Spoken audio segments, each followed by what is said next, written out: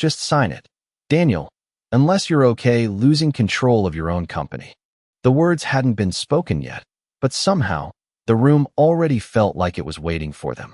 Crystal glasses clinked softly under warm amber light, the kind of private Manhattan dining room where deals weren't just discussed, they were decided. Daniel Whitmore sat at the center of it all, his tailored navy suit sharp against the leather chair, his silver watch catching the light every time his hand moved.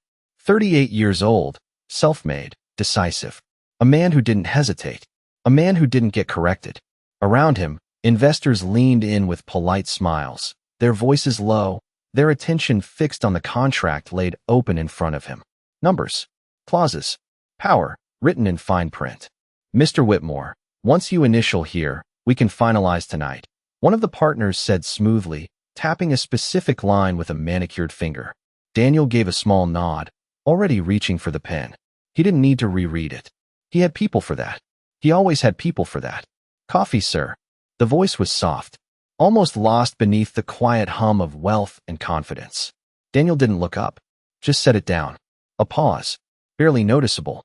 Then the faint sound of porcelain meeting polished wood. Clara Hayes stood beside the table, her black uniform simple, unremarkable. To most, she was exactly that, background. A moving part of the room that didn't need to be seen. But her eyes didn't move. They lingered on the contract. Just for a second too long. Daniel noticed. Not her face, not her presence, but the stillness. Is there something else? He asked, irritation slipping into his tone without effort. Clara didn't answer right away. Her fingers tightened slightly around the tray she was still holding. Not shaking, just steady. No, sir, she said quietly. But she didn't step away. One of the investors chuckled under his breath. You'd think she's reviewing the deal herself. A few smiles followed. Light, dismissive, the kind that didn't need permission. Daniel exhaled, tapping the pen once against the table. You can go. This time, it wasn't a suggestion. Clara nodded. But again, she didn't move. Not yet. Because something was wrong. Not obvious. Not loud. Just a word. One word buried halfway down the page. A word that didn't belong. Her eyes traced it again. Slowly. Carefully. As if confirming something she already knew. Daniel uncapped the pen. The soft click echoed louder than it should have. Around the table, shoulders relaxed. This was routine. Predictable. Profitable. He lowered the pen toward the paper. And that's when it happened. Clara spoke. Not loudly. Not urgently. Just clearly. Enough for everyone to hear. If you sign that clause, you are not forming a partnership. You are transferring decision authority. Her voice did not rise. It did not need to. It moved across the table like a line drawn in ink, clean and undeniable. The pen stopped. Midair. Daniel's hand hovered just above the paper, the tip of the pen less than an inch from his signature. For a moment, no one reacted. Not because they did not hear her, but because they were deciding if they should. One of the investors let out a short laugh, too quick, too forced. That is not what it says. Clara did not look at him. Her eyes stayed on the contract. Page 3. Section 4. The word advisory is replaced with executive oversight. That gives them final authority on operational decisions. The silence that followed was different now. Heavier. One of the partners reached forward, flipping the page back with a sudden lack of elegance. Paper slid against paper. Eyes scanned. Faster now. Less confident. That is, he stopped. His finger traced the line again. Then again. Daniel lowered the pen slowly, placing it on the table without breaking his gaze from the document. The room, just minutes ago filled with quiet confidence, shifted into something uncertain. Controlled, but no longer comfortable. Let me see that, Daniel said, his voice calm, but stripped of its earlier ease. The contract was turned toward him. He read the clause once. Then again. Slower. The word sat there. Small. Replaceable. Devastating. His jaw tightened, almost imperceptibly. Across the table, one of the investors adjusted his cufflinks, avoiding eye contact. Another cleared his throat, but said nothing. The man who had pointed out the signature line earlier leaned back in his chair, his posture no longer as composed. It appears to be a minor wording variation, he offered carefully. Clara spoke again. Still soft. Still precise. It is not minor. It changes who makes the decisions after the deal is signed. No one laughed this time. Daniel looked up. Not at the contract. Not at the investors. At her. Really. Looked. For the first time since she had approached the table. She did not shift under his gaze. Did not explain further. Did not defend what she had said. She simply stood there, holding the empty tray, as if she had only pointed out a misplaced glass. How did you catch that? He asked. The question was direct. Unfiltered. Clara tilted her head slightly, just enough to acknowledge him. I read it. A faint smile flickered across someone's face, but it disappeared just as quickly, because everyone in the room understood what that answer meant. She had read it. Carefully. Completely. Something they had not done. Daniel leaned back in his chair, the leather creaking softly beneath him. His eyes moved from the contract to the investors, and then back to Clara. The balance in the room had shifted. Not loudly, not dramatically, but undeniably. Give us a moment, he said finally. His voice no longer carried dismissal. It carried something else. Consideration. Clara nodded once. No triumph. No hesitation. She set the tray against her side and turned away, her steps quiet against the polished floor. As she walked, the room remained still, watching her leave. Not because she had interrupted, but because she had changed something none of them could ignore. And for the first time that evening, Daniel Whitmore did not feel like the most certain person in the room. The door to the private dining room closed softly behind Clara, and with it, the illusion of control inside the room seemed to close as well. For a few seconds, no one spoke. The kind of silence that does not come from comfort, but from calculation. Daniel's fingers rested on the edge of the table, still, as if any sudden movement might disturb something fragile that had just been exposed. Run that clause again, he said, his tone measured, but unmistakably different now. One of his associates reached for the document, flipping through the pages with less confidence than before. The paper made a sharper sound this time, less polished, more urgent. It could be interpreted differently, the partner across from him offered, his voice careful, almost rehearsed. Legal language often allows for flexibility. Daniel did not look at him. Does it? He asked quietly. The question was simple. The weight behind it was not. No one answered immediately, because now they were reading. Actually reading. Not scanning. Not assuming. Line by line. Word by word. The room shifted into a different kind of meeting. Slower. More honest. One of the younger analysts leaned forward, his brow tightening as he traced the paragraph again. He is right, he said, almost under his breath, then corrected himself quickly. She is right. The correction lingered in the air longer than the words themselves. Daniel leaned back slightly, his eyes narrowing just enough to signal something had changed inside him. Not anger. Not embarrassment. Awareness. Explain it, he said, this time directing the question across the table.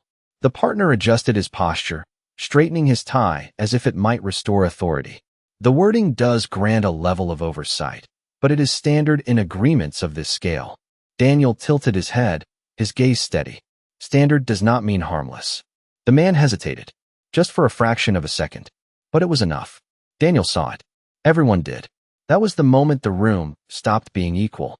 Not because of power, but because of truth. Daniel reached forward and closed the folder gently. Not abruptly, not dramatically, just decisively. The soft thud echoed more than it should have. We are not signing tonight, he said. No raised voice. No negotiation. Just a decision. One that no one challenged. Chairs shifted slightly. A glass was lifted, then set back down without being sipped. The energy in the room had changed from confidence to caution, from control to reconsideration. Daniel stood. Smooth. Composed. But not untouched. We will have our legal team review a revised draft, he added, his tone professional, but no longer accommodating. The partners nodded, some more quickly than others. Smiles returned, but they were thinner now, less certain. As the meeting began to dissolve into polite exits and controlled conversations, Daniel remained where he was for a moment longer. His eyes moved to the door, the same door Clara had walked through, the same quiet exit that had shifted everything. He exhaled slowly, almost as if releasing something he had not realized he was holding. Then he stepped forward, not toward the investors, not toward the contract, but toward the hallway beyond that door. Because for the first time that evening, the most important conversation in the room was no longer happening at the table. The hallway outside the private dining room felt different. Quieter. Not because there were fewer people, but because the noise no longer mattered. Clara moved through it with the same steady pace. balancing her tray, her expression unchanged, as if nothing had happened. A server passed her with a quick glance, then looked away. Another called her name softly from across the floor, asking about table 12. Life continued. Orders, glasses, small conversations. The rhythm of the restaurant did not stop for a single sentence. Behind her, the door opened. Not loudly, but enough. Daniel stepped out, the soft click of the handle marking his exit from the deal he had nearly signed. He paused for a moment, adjusting his jacket out of habit rather than necessity, his eyes scanning the room. He was not looking for attention. For once, he was looking for someone he had ignored. Clara was already halfway across the floor, placing a check on a table near the window. Her movements were precise, efficient, unremarkable to anyone who did not know what she had just done. Daniel walked toward her, each step measured, but carrying a weight that had not been there before. A few heads turned, not because of him, because of the direction he was going. He stopped a few feet away, close enough to speak, far enough to not interrupt. For a second, he said nothing.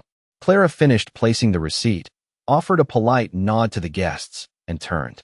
She saw him immediately, not surprised, not curious, just aware.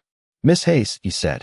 Her name sounded different in his voice, not like a label, like a question he was still trying to understand. Yes, sir. The same calm tone, the same quiet presence. No trace of what had just happened. Daniel studied her for a moment, as if trying to match the person in front of him with the voice that had stopped him from making a multi-million-dollar mistake. Walk with me, he said, gesturing lightly toward the side corridor. It was not an order, not quite a request either. Something in between. Clara hesitated for less than a second, then nodded. One moment. She set the tray down at the service station, informed another server to cover her section briefly, and followed him. The corridor was narrower, dimmer, away from the polished performance of the dining room. Here, things felt more real. Daniel stopped near the end, turning to face her. Fully, up close, the difference between them seemed even sharper. His suit, her uniform, his watch, her empty hands. And yet, the balance did not feel the same as it had an hour ago. How did you know? He asked again. This time, there was no audience, no pressure, just curiosity. Clara met his gaze without hesitation. Because I have seen it before. Daniel's brow tightened slightly. Where? She took a small breath, not dramatic, not heavy, just enough. In contracts that were designed to look like partnerships.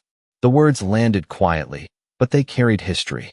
Daniel did not interrupt, did not challenge.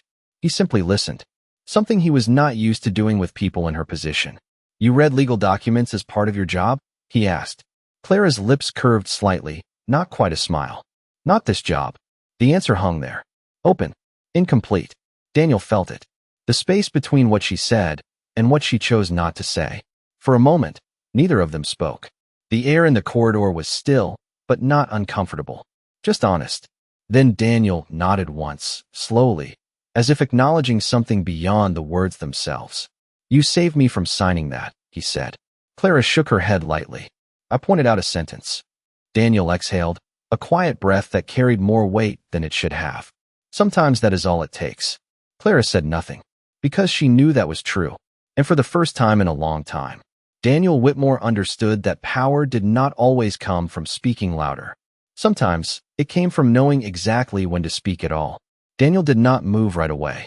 The corridor held its quiet, but something inside him had shifted into motion. He studied Clara again, not as a server, not as part of the background, but as a variable he had not accounted for. And Daniel Whitmore did not like variables he did not understand. You said you have seen it before, he continued, his tone calm but focused. That kind of clause does not just appear in everyday paperwork. Clara's gaze remained steady, but this time there was a pause before she answered. Not hesitation. Selection. Choosing what to reveal. No, she said simply. Daniel waited. He did not push. That, more than anything, made the silence feel different. Clara glanced briefly toward the dining room, where the faint sound of glass and conversation filtered in, then back at him. It was part of what I used to do, she added. The sentence was quiet, but it carried weight. Daniel's eyes narrowed slightly, not in suspicion, but in focus. Used to, he repeated. Clara nodded once. Yes. He considered that.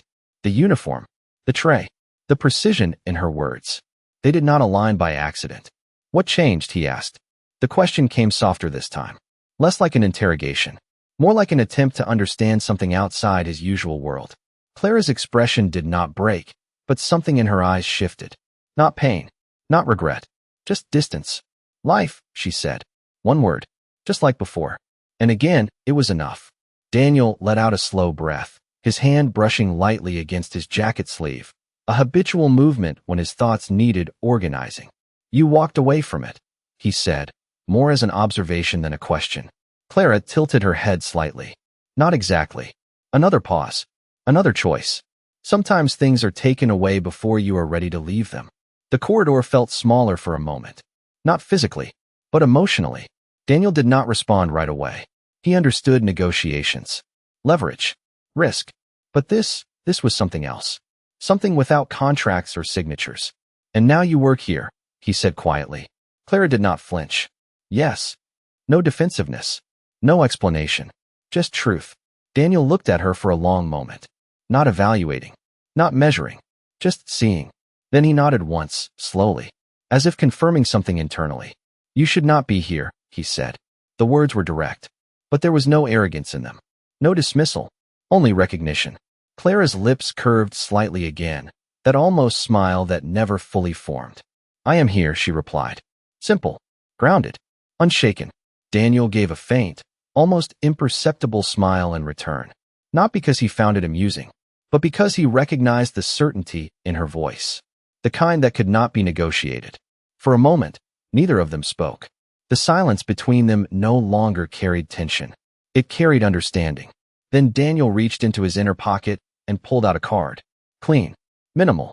His name embossed in sharp lettering. He held it out, not as a command, not as a transaction, as an option. If you ever decide that you are not meant to stay here, he said, his voice steady, call me. Clara looked at the card, but did not take it immediately. Her eyes lifted to meet his again, measuring something he could not see. Then, slowly, she accepted it. Not with eagerness, not with hesitation, just acknowledgement. Daniel nodded once more, then stepped back, giving her space without needing to say it. Thank you, Miss Hayes, he added. This time, the words carried no hierarchy, no distance, just respect. Clara inclined her head slightly. You are welcome, Mr. Whitmore. And just like that, the moment settled. Not loudly, not dramatically, but permanently, because something had changed. Not in the room, not in the deal, but in the way one man would look at silence for the rest of his life. Clara returned to the dining floor as if nothing had shifted, as if the corridor conversation had been just another passing exchange in a long shift that still had hours left to go. She picked up her tray, checked the order for table 14, and moved with the same quiet efficiency that had made her invisible before. But something had changed. Not in her posture, not in her pace, in the way the room responded. A manager who rarely noticed anyone paused for a second longer when she passed. A colleague glanced at her, then quickly looked away, as if unsure what exactly they had just witnessed. The air had not announced it, but it carried it. Respect, forming quietly, without permission. Across the room, Daniel re-entered the dining area, his presence no longer commanding the same effortless attention as before, but something else instead. People still noticed him. Of course they did. But now, he was the one observing. His eyes moved through the room with a different purpose, catching details he would have ignored an hour ago. The way Clara spoke to a couple at table 9, her tone warm but measured. The way she adjusted a glass slightly to the left without being asked. The way she listened, fully, even when no one expected her to. It was not performance. It was precision. He stood there for a moment longer than necessary, his hand resting lightly against the back of an empty chair, watching a dynamic he had never considered before. Not power, not status, just presence. One of his associates approached him quietly. The car is ready whenever you are, Mr. Whitmore. Daniel nodded without looking. Away. In a minute. The associate hesitated, then followed his gaze. Clara moved past another table, her focus already on the next task, the next detail. Is something wrong? The associate asked carefully. Daniel shook his head slightly. No, he said. Then, after a brief pause, something was. The associate did not ask further. Some answers were not meant to be explained in boardrooms or balance sheets. Daniel straightened his jacket once more, But this time the gesture felt different. Less automatic. More deliberate. He took a step toward the exit, then stopped. Turned. Walked instead toward the host's stand. "I would like to settle the bill," he said. The host nodded quickly, retrieving the folder with practiced speed. Daniel opened it, glanced at the total, and placed his card inside without hesitation. But when the receipt returned, he did something he had not done in years. He picked up the pen and paused, not because of the amount, because of the space beneath it, the blank line, the place where intention became action. He wrote a number, not excessive, not performative, just thoughtful. Then, beneath it, he added something else. A short line, simple, direct. He closed the folder and handed it back. "Please make sure this goes to her," he said quietly. The host followed his gaze, then nodded with a subtle shift in expression. "Of course, sir." Daniel turned and walked toward the door, the evening air already visible through the glass, cool and waiting. He did not look back. He did not need to, because the lesson was not behind him. It had already settled somewhere deeper. And across the room, Clara would eventually open that folder. She would see the number. She would read the line, and she would understand. Not the money, not the gesture, but the silence behind it. The kind that does not ask to be noticed, only to be remembered. The dinner rush carried on, steady and predictable. But for Clara, the rhythm felt slightly altered, as if a single note had shifted just enough to change the entire melody. She moved from table to table, refilling water, clearing plates, offering quiet acknowledgments. Yet somewhere beneath the surface, there was a stillness that had not been there before. Not distraction, not excitement, just awareness. When the host approached her near the service station, holding the leather folder, Clara already knew which table it had come from. "This is for you," he said, his tone softer than usual. Clara nodded, wiping her hands on a folded cloth before taking it. The folder felt no different than any other. Smooth, familiar, routine. But when she opened it, the difference revealed itself. The number was there, thoughtful, as it always appeared when someone wanted to show appreciation without spectacle. But it was not the number that held her attention. It was the line beneath it, written in steady, deliberate handwriting. Not rushed, not careless. You saw what no one else chose to see. Clara read it once. Then again. Her expression did not change. But her fingers lingered on the edge of the paper just a moment longer than necessary. Around her, the restaurant continued its quiet performance. Orders were called. Glasses were polished. Conversations overlapped in soft waves. Nothing had paused for that sentence. And yet, something had settled. One of the other servers leaned in slightly. "That was your table, right?" she asked, trying to sound casual, but failing just enough to reveal curiosity. Clara closed the folder gently. "Yes." The server glanced at the receipt, then back at Clara, eyebrows lifting in subtle surprise. "He seems different." Clara did not respond immediately. She slipped the receipt back into the folder, her movements calm, unhurried. "People usually are," she said quietly. The server waited, as if expecting more. But Clara had already turned, already moved on to the next table, the next task, the next moment that required her attention. The conversation ended where it stood. Not because it lacked meaning, because it did not need more words. Across the room, the door had long since closed behind Daniel, the outside air swallowing his presence as if he had never been there. But the space he left behind did not return to what it had been. It held something quieter now, a subtle shift in how eyes lingered, how voices softened when Clara passed by, how small interactions carried a hint of recognition that had not existed before. Respect did not arrive loudly. It did not announce itself. It revealed itself in pauses, in glances, in the absence of dismissal. Clara continued her shift the same way she had started it. Focused, present, unaffected on the surface. But when she reached the window table again, the one where Daniel had sat, she paused for the briefest moment. Not long enough for anyone to notice. Just long enough to acknowledge the empty chair. Then she adjusted the glass slightly to the right, aligned the silverware, smoothed the edge of the tablecloth, restored the space to its quiet perfection. And as she turned away, the reflection in the window caught her face for a fraction of a second. Calm, composed, unchanged. But her eyes held something new. Not pride, not satisfaction, just clarity. The kind that comes when a moment does not need to be repeated to matter, because it has already done its work. And in a room full of voices, laughter, and movement, the most powerful thing that remained was still the silence she left behind. The night stretched on, but the intensity of the earlier moment no longer lingered in the same sharp way. It had softened, settled into something quieter, deeper, like a ripple that had moved outward and now rested beneath the surface. Clara finished clearing table 16, stacking plates with practiced precision, her movements as consistent as ever. The clock above the service station read 9:42 p.m. Another hour, maybe less, and the shift would end. Just another night. Or at least, that was how it appeared. But as she moved through the dining room, something subtle followed her. Not attention, not curiosity, recognition.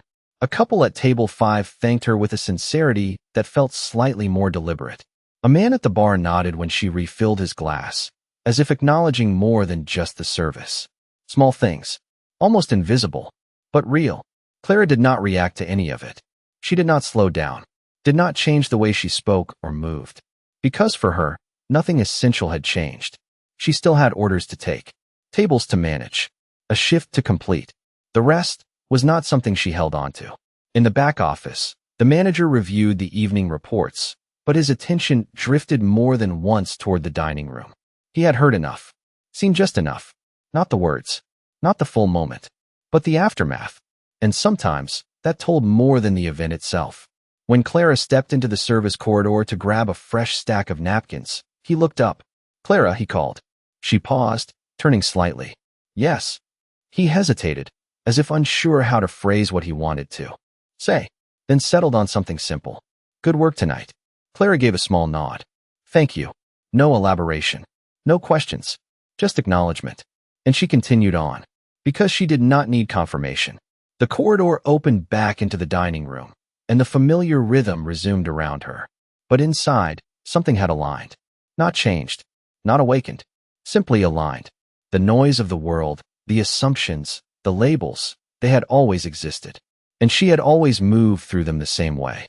Quietly, precisely, without asking to be seen. Outside, the city moved at its own pace. Cars passed under streetlights. Conversations spilled onto sidewalks. And somewhere among them, Daniel Whitmore sat in the back of his car, the glow of passing lights reflecting off the window beside him. His phone rested in his hand, screen lit, a list of contacts open. Lawyers, advisors, executives, people who had built his world. But none of them had said what needed to be said tonight. His thumb hovered over the screen, then moved away. He leaned back, closing his eyes for a moment. Not tired, just thinking. The sentence replayed. Not the words exactly. The weight behind them. The timing. The certainty. He had spent years trusting voices that spoke the loudest, the fastest, the most confidently. And tonight, it had been the quietest one that mattered. He opened his eyes again, looking out at the city, but seeing something else entirely. Not buildings. Not lights. Patterns. Missed details. Assumptions he had not questioned. The driver glanced at him in the rearview mirror. "Home, sir." Daniel paused, then shook his head slightly. "Not yet." His voice was calm, but different, because for the first time in a long time, he was not in a hurry to move forward. He was still processing where he had almost gone wrong. Back in the restaurant, Clara placed the final check of the night on a table near the window. The same table, the same chair, empty again. She adjusted the edge of the receipt, aligning it perfectly with the table's corner. Then she stepped back, not to admire, just to confirm. Everything in place, everything as it should be. And as she turned away, the reflection caught her once more. Still, composed, unchanged, but now undeniably seen. Not by the room, not by the people, but by the moment itself. And that was enough. The restaurant began to empty in layers, not all at once, but table by table, conversation by conversation, until the hum that once filled the room softened into something distant and manageable. Chairs were adjusted back into place. Glasses were cleared. The night, like all others, was coming to its quiet conclusion. Clara stood at the service station, folding the last linen napkin with the same care she had given the first. Her shift was ending, but her pace had not changed. It never did. Across the room, the manager turned off one section of lights, dimming the space just enough to signal that the evening was closing without announcing it out loud. Routine. Predictable. controlled. And yet, something from earlier remained. Not in the air, not in the people, in the way things had been seen. Clara placed the final stack of folded linens into its drawer, aligning the edges perfectly. Then she removed her apron, smoothing it once before hanging it in its place. No rush, no fatigue, just completion. When she stepped outside, the city greeted her with cool night air and the distant rhythm of traffic moving through the streets. Streetlights cast long reflections across the pavement, and for a moment, she paused near the entrance, adjusting her coat as if preparing to step into a different world. Because in many ways, she was. Inside, she was the quiet waitress. Outside, she was simply herself. No labels, no expectations, just clarity. A black car idled across the street, its engine low, almost blending into the background noise of the city. Clara noticed it, but only in passing, the same way she noticed everything else. Without attachment, without assumption, she began to walk. One step, then another, the sound of her shoes against the pavement steady and unhurried.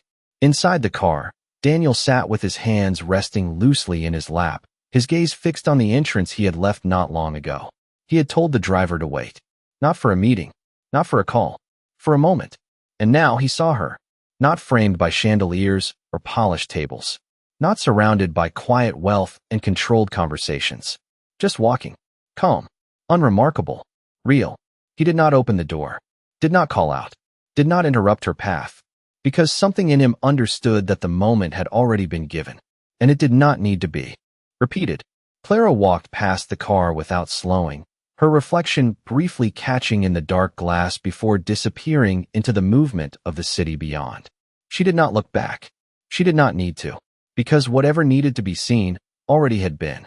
Daniel leaned back slightly, his eyes following the direction she had gone until the crowd absorbed her completely. Then, slowly he nodded. Not to anyone, not to anything visible, just acknowledgement. The driver glanced in the mirror. "Are we heading out now, sir?" Daniel looked forward, his voice steady. "Yes." The car pulled away from the curb, merging into the quiet flow of traffic, another vehicle among many. Nothing extraordinary, nothing that demanded attention. But inside, something had settled into place. Not a lesson written in words, not a realization spoken out loud, just a shift. The kind that changes how a person listens, how they look, how they decide. And somewhere, under the glow of city lights, a woman walked forward without needing recognition, without needing confirmation, carrying nothing but the quiet certainty that she had never needed to be louder to be right.